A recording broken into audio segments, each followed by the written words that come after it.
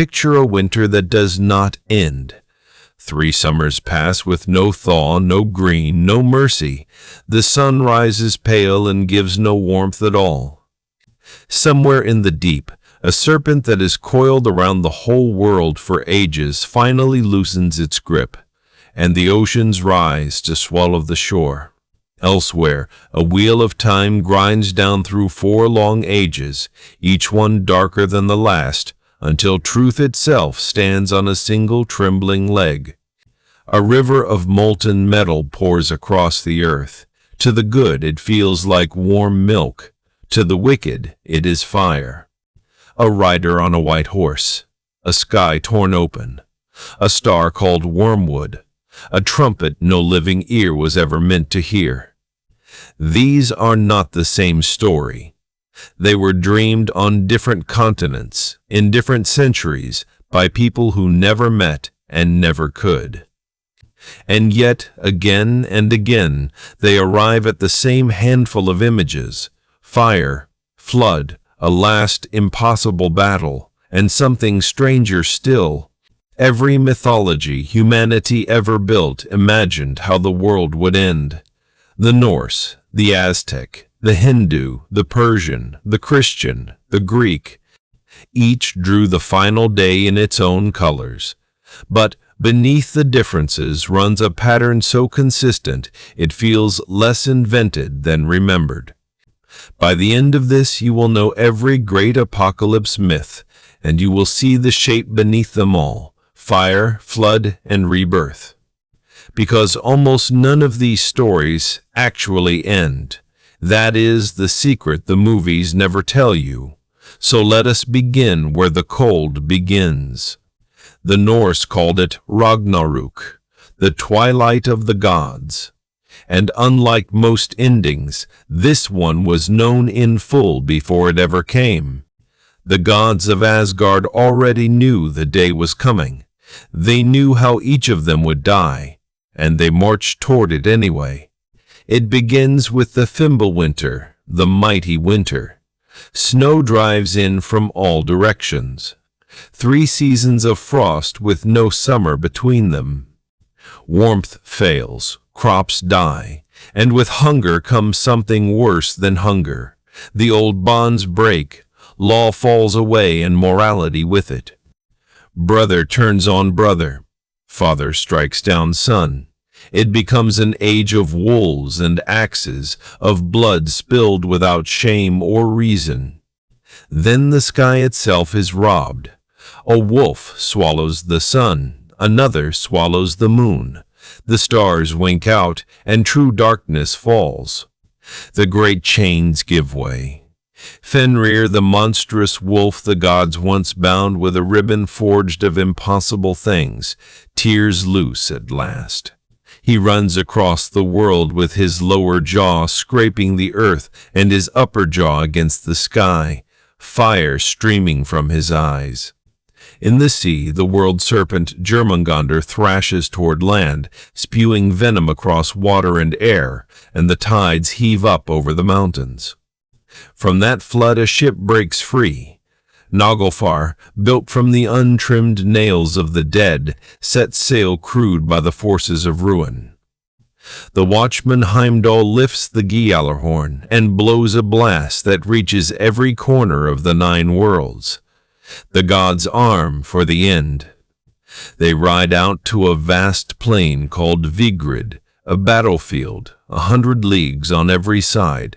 Every god, every giant, every monster gathers there. Odin, All-Father, spear in hand and gold helm gleaming, rides straight for Fenrir. He has spent his whole existence trying to escape this moment. He cannot. The wolf's jaws close, and the wisest of the gods is swallowed whole. The one who saw everything could change nothing. But Odin has a son. Vidar strides forward, plants one great boot in the beast's lower jaw, seizes the upper, and tears the wolf apart. Nearby, Thor faces the serpent Jormungandr, his oldest enemy. Thunder answers thunder. His hammer falls, and the great snake is finally slain. Yet the serpent has the last word. Thor walks 9 steps from its corpse, chokes on its venom, and falls dead upon the ruined field. Others meet their fated foes. Loyal, one-handed Tyr and the hound Garm destroy each other. Heimdall and Loki, ancient rivals, fall together. And Freyr, who long ago gave away his sword for love, faces the fire giant Surtr with empty hands and is cut down. Then Surtr raises his blade, a sword brighter than the sun, and sweeps flame across the whole of creation. Every realm catches fire. The mountains crumble. The stars fall. The last of the fire meets the last of the flood, and the scorched earth sinks beneath the sea. And here most retellings stop, at the black water and the silence. But the Norse prophecy does not stop there. It turns. Out of the sea a new earth rises, green and clean and washed of its old cruelty. Waterfalls run and eagles hunt above them. A handful of gods survive the fire. Vidar and Vali, the sons of Odin. Modi and Magni, the sons of Thor, who lift their father's hammer. And Balder, the bright god murdered long before, returns from the dead. The lost and the young inherit a world scrubbed of its doom.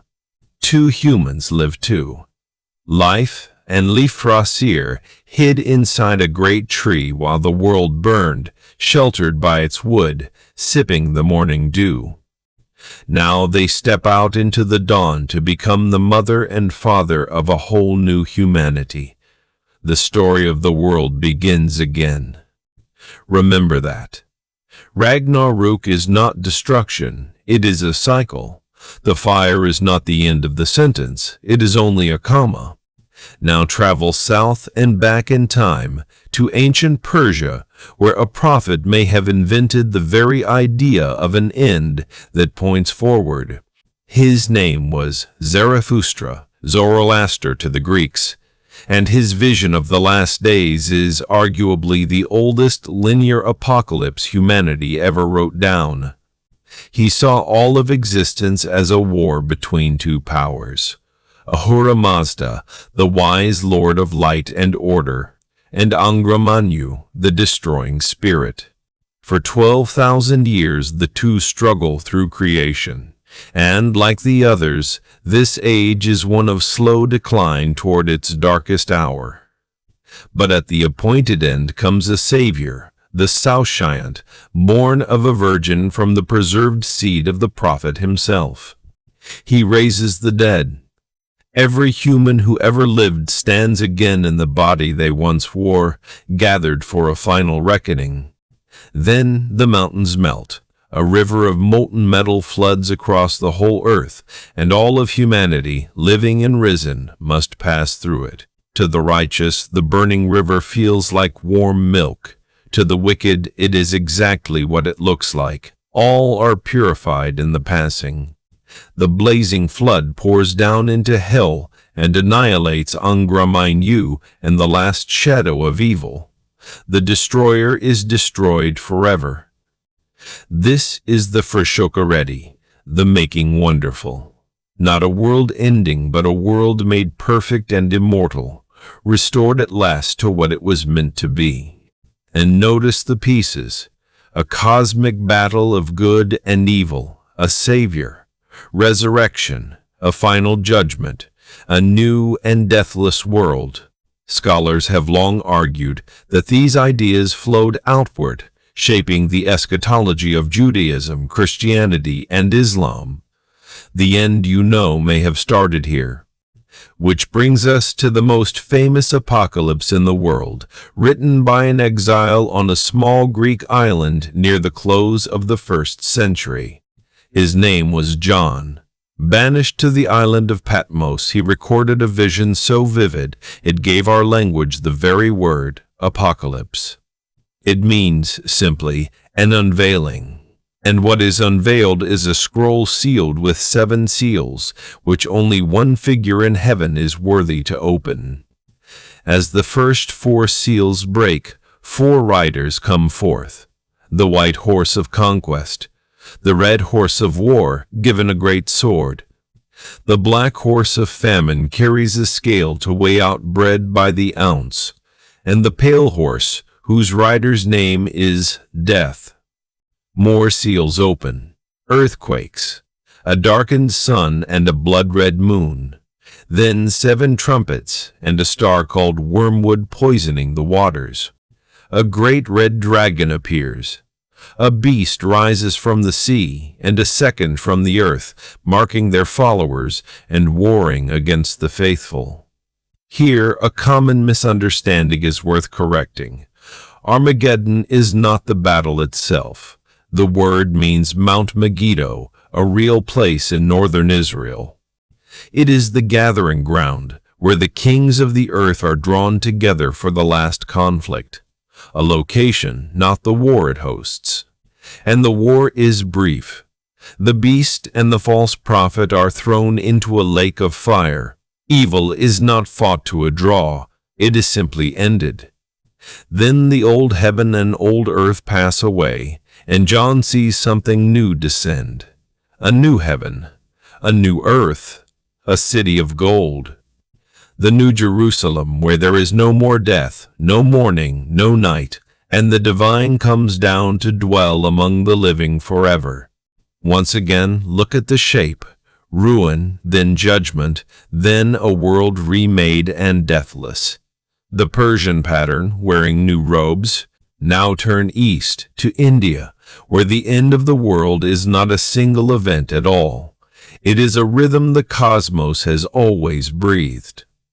Hindu tradition sees time not as a line running to a final day, but as a great wheel turning through vast ages called yugas. There are 4. In the Satya Yuga, the age of truth, virtue stands firm on all 4 legs, like a bull, and humanity is radiant and long-lived. Then the decline. Through the Treta and Dvapara ages, that bull loses a leg with each turn. Truth weakens, lifespans shorten, suffering grows. And here is the correction. Almost everyone gets wrong. We are not waiting for the Dark Age. We are already living inside it. This is the Kali Yuga, the age of conflict and shadow, standing on virtue's single remaining leg. It is not the end. It is the worst chapter before it. When corruption reaches its very bottom, the god Vishnu descends a final time as Kalki, his 10th avatar, riding a white horse with a blazing sword. He rides out to destroy the wicked, to burn away the rot, and to close the age. But closing is not the same as ending, for then comes the pralaya, the great dissolution. The cosmos is unmade by fire and flood and dissolves back into the sleep of the divine. And when the divine wakes, a new Satya Yuga dawns. Truth stands on all 4 legs again. The wheel has turned once more, as it always will. No final page, no last day. Just breath after breath after breath, creation and dissolution across spans of time the mind cannot hold. Now cross the ocean to Mesoamerica, to the Aztec, who believed the world had already ended not once, but 4 separate times. They called the eras suns. Each sun was a whole creation, ruled by a god, populated by people. And each one was destroyed utterly. The first sun ended when jaguars poured out of the dark and devoured everything alive. The world was eaten. The second sun was swept away by hurricanes so fierce that the survivors, it was said, were turned into monkeys and scattered to the trees. The third sun burned. A rain of fire fell from the sky until the whole creation was ash. And the fourth sun drowned in a great flood. Its people, the story goes, were transformed into fish as the waters closed over them. 4 worlds, beasts, wind, fire, and water. And now we live in the 5th sun, the age of movement. Its sign is Olin, the earthquake, and its ending is already written. This world, the Aztec believed, will be shaken apart by one enormous earthquake. The ground itself will rise up and end us, which is why blood mattered so much in their rites. The sun had to be fed to keep moving. The end could be delayed, but never denied. Now sail to ancient Greece, where a farmer poet named Hesiod told the story of the world as a long fall from gold to rust. He described 5 ages of humankind. First, the Golden Age, when people lived without toil or sorrow, and the earth gave freely. Then the Silver and the Bronze, each coarser and more violent than the last. A brief age of heroes shone, the great warriors of legend. And finally the Iron Age, which Hesiod believed was his own, an age of labor, grief, and fading honor, sliding toward its close. The Greek Stoics went further and imagined the mechanism of the ending itself. They called it ekpyrosis, the great conflagration. Every so many thousands of years, they taught, the entire cosmos dissolves into a single divine fire, everything returning to the flame that made it. But the fire is not the finish. From the ashes the universe is reborn, exactly as before, to run its course and burn again. Eternal return. Now go back further still, to the oldest written apocalypse of all, carved on clay tablets in Mesopotamia thousands of years before the rest. In the tale of Atrahasis, humanity grows so numerous and so loud that the god Enlil cannot sleep. Annoyed, he resolves to wipe the world clean. He sends a flood to drown all of it. But another god warns a single wise man to build a great vessel and carry life aboard. You have heard this before. The Babylonians told it of Utnapishtim, who survived the deluge and gained immortality. The Hebrews told it of Noah. The Greeks told it of Deucalion. The Hindus told it of Manu. The same flood, the same ark, the same reset across a dozen unconnected cultures. The deluge is the gentlest apocalypse. It does not annihilate. It washes. It ends one flawed world so a cleaner one can begin. And the pattern reaches even further. In Buddhist cosmology, the teaching itself slowly fades from the world across an age of decline, until, in a distant future, a coming Buddha named Maitreya appears to rediscover the lost truth and begin the turning of the wheel anew. The Hopi of the American Southwest tell of 3 previous worlds, each destroyed by its people's corruption, by fire and ice and flood. We live, they say, in the 4th world, and a purification is coming, after which a 5th world will dawn for those who kept the balance. From the frozen twilight of the north to the shaking sun of the south, the same story keeps surfacing in minds that never touched. So step back now and look at all of them at once. Lay the endings side by side, and the pattern becomes almost impossible to ignore. First, moral decline. Nearly every tradition begins the end with humanity falling. The Fimbulwinter's lawlessness, the Iron Age, the Kali Yuga. Second, the elements, fire and flood, again and again. Surtr's flame and Ragnarök sea, the Stoic conflagration, the deluge of Atrahasis and Noah. Third, a final battle. Gods against monsters on the plain of Vigrid, the armies at Megiddo, Kalki's sword, good and evil settling accounts at last. And fourth, the piece the movies always forget, rebirth.